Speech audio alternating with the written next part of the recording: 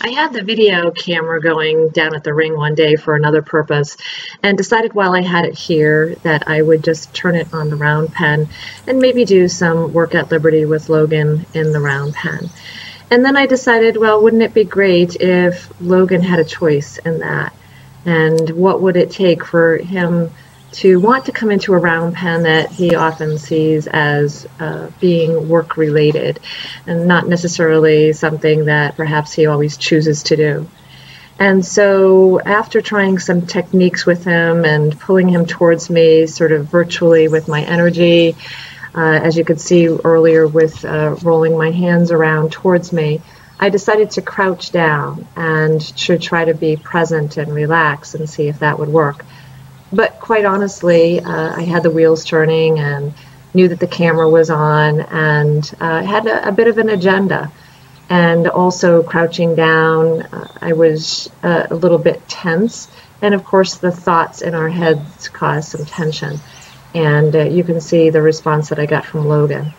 And realizing what was going on and being quite aware of that, I decided then to really stand up, completely relax my body and try to become grounded, and wanted to see what kind of response I would get from Logan. So we'll just take a moment and watch and see what happens.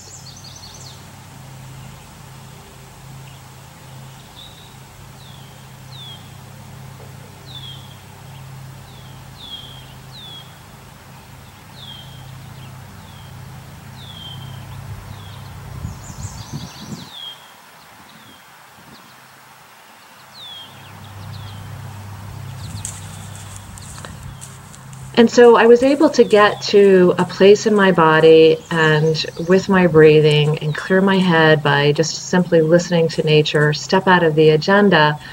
And the response I got from Logan is what you see here, where he chose and wanted to be with me. And this is something that we really have a difficult time doing as humans, is to step out of our heads, step out of the agenda, step out of trying to get somebody to do something. And yet, when we can be present, when we can be grounded, when we can use our breath as it's intended to be, and when we can relax, we create an environment where people want to be with us, where they choose to be with us, and where it feels good to them. You know, for horses, safety is number one. And if I'm stressed out and have a lot of thoughts running through my head, that's not something that they choose to be around. And after some connection with him, as you can see, I moved over to see if he still wanted to be with me. And it looks like the answer is yes.